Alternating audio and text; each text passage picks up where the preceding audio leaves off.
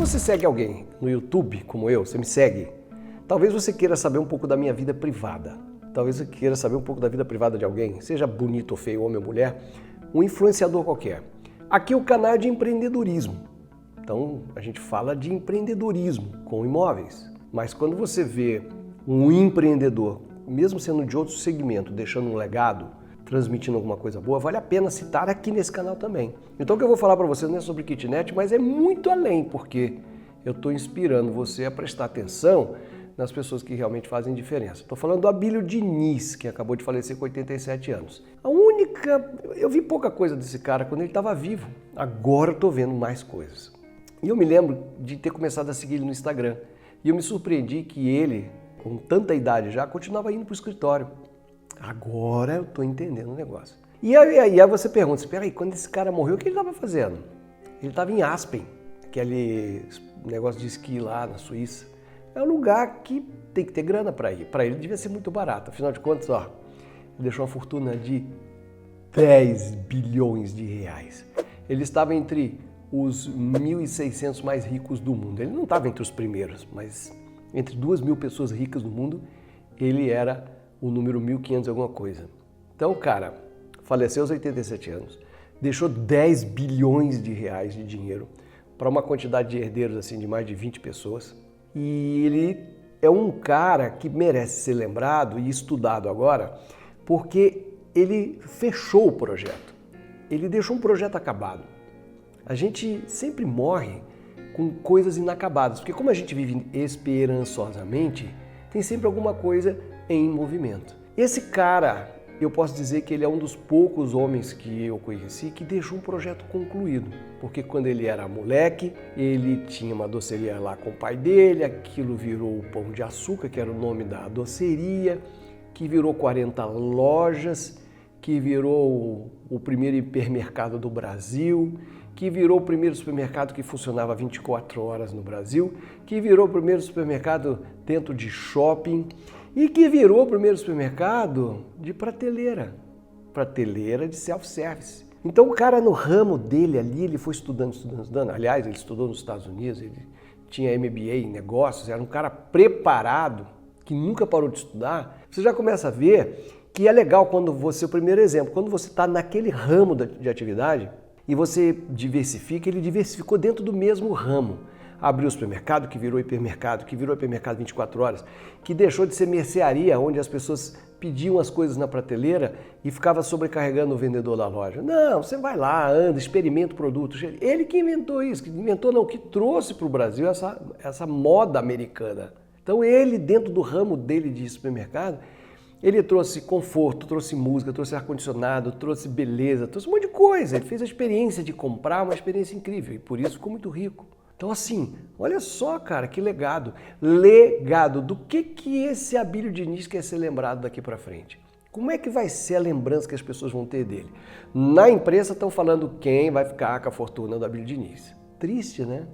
É muito dinheiro, mas ele já avisava em vida. Para mim, o que vale é o merecimento, é você estar envolvido com o negócio. E o pai dele passou isso para ele, quando ele tinha que assumir lá as ações, que o pai falou assim, eu vou distribuir umas ações para os meus filhos, deu mais ações para ele poder controlar a empresa da família, e ele viveu numa treta com os irmãos que durou muitos anos, puta de um desgaste, porque os irmãos não concordavam com aquela divisão onde o pai falava, pô, cara, o Abílio é o mais dedicado, então ele fica com o controle da empresa. E a empresa quase quebrou por causa de briga familiar. Essa foi uma das dificuldades que ele enfrentou. E aí eu já faço um gatilho, um gancho, na verdade. Um cara que vive 87 anos, a maior parte dessa vida sendo rico, tem problemas? Ele teve os maiores problemas possíveis. Ele foi sequestrado. Não lembro que ano que ele foi sequestrado. Eu acho que eu anotei aqui, eu vou dar uma olhada. Ele foi sequestrado em 89. Em 89, eu tinha 20 e poucos anos, eu lembro disso. Ele foi sequestrado. Ele perdeu um filho em 2022, o João Paulo. O filho dele tinha 58 anos, era o amigo dele. E ele falou assim, cara, o maior golpe da minha vida era meu amigo, meu filho era meu amigo. Então, as dificuldades que um cara podia ter, ele teve. Perdeu um filho, sofreu sequestro, teve briga de família, divisão, herança, quase faliu. Ao mesmo tempo, ele continuou se esforçando para ser um cara bom. Ele sempre praticou esporte, sempre se alimentou bem. Quer dizer, se ele faleceu com 87 anos, com certeza ele fez o melhor que podia para chegar ali. E diz que quem conheceu ele disse que ele era o mesmo cara com 87 anos de 50 anos, de 40 anos, com a mesma energia, vigor e disposição. Aí ele teve um problema pulmonar. E ele ficou um mês internado no Albert Einstein. Imagina os médicos cuidando dele ali. Cara, esse cara não pode morrer, esse cara é muito rico, esse cara tem grana para pagar os melhores tratamentos. Mas o fim chega para qualquer um. Não tem ninguém eterno, vai chegar. E na hora que chega, fica essa reflexão. Qual é a colheita? Então, um cara que viveu uma vida épica com um programa de televisão, um programa de rádio, montou um time de futebol, ele era do São Paulo, foi diretor do São Paulo, trabalhou para o governo na época do Sarney, na época do Figueiredo, foi do Conselho. Como é que é o nome do Conselho? É um órgão que regula as regras econômicas do país, Conselho Monetário Nacional. Ele foi do CMN, ele se meteu em tudo, ele fez da vida dele uma grande experiência. Diz que quando ele ia para a praia, passar uma semana, duas, já ia um caminhãozão levando todos os equipamentos de ginástica, porque ele nunca abriu mão de praticar esporte. Deixou 3 livros escritos, inclusive falando de longevidade, de empreendedorismo e de saúde, falava sobre esportes. Olha só quanta coisa boa. Diz que ele só chegava para as pessoas para dar dica de empreendedorismo, para dar dica de nutrição, para dar dica de atividade física. Ele fez inúmeras atividades físicas, mas acabou a história. Então, ele, posso dizer, não conheci. Quem conheceu disse que o cara era pleno no que fazia, vivia uma vida plena em tudo o que fazia. E quando adoeceu, estava em Aspen. E eu me perguntava, um cara rico, com 10 bilhões, precisa ficar no escritório ainda pensando em novas coisas? Quando a pessoa está num patamar que ele está, tanto faz se ele está em Aspen ou se ele está no escritório. Ele está sempre de férias. E quando ele está criando novos negócios, fazendo outras coisas surgirem, fazendo oportunidades surgirem, não tem para esse cara um momento de sacrifício mais. A vida não foi fácil com ele enfrentou as dificuldades, mas ele construiu muita coisa. E o Brasil vai reconhecer esse empresário como um empresário diferenciado, porque dizem que ele nunca se dedicou somente a ser rico e curtir as suas conquistas financeiras e só andar com gente rica. Ele estava, sim, interessado em dar palestras para os jovens, em falar para as outras pessoas, em compartilhar maneiras das pessoas crescerem e se desenvolverem. Eu tenho um pouquinho disso. Quando eu vivi uma vida de repórter por 20 anos, que amealhei recursos para viver uma vida boa e multipliquei por muito esses poucos recursos em renda passiva, eu poderia me dedicar a ter uma chácara, receber amigos para fazer churrasco de fim de semana, fazer viagens internacionais, mas eu venho aqui sempre trazer uma reflexão, cutucar, botar você para pensar o que é ser rico. Então, essa reflexão do Abílio Diniz é o que é ser rico. O cara que foi rico, teve dinheiro, já estava bem de vida antes de eu nascer, sempre se movimentou, sempre estava compartilhando as coisas com as pessoas. Foi patrão, deu emprego, foi criticado como patrão, foi processado, um monte de processo trabalhista. Tem gente que fala, porra, não adianta ficar falando de empresário, o empresário só quer o maior lucro, o empresário aquilo e aquilo outro. Aí tem um monte de gente que diz o seguinte, pô cara, mas eu trabalhei para ele, foi legal, foi um emprego bom, foi um emprego justo, né? As pessoas se equilibrando no mundo de empreendedorismo, de ser patrão, de ser empregado. O cara viveu tudo isso. Vamos dizer que ele acertou em tudo que ele fez? Não sei dos erros dele.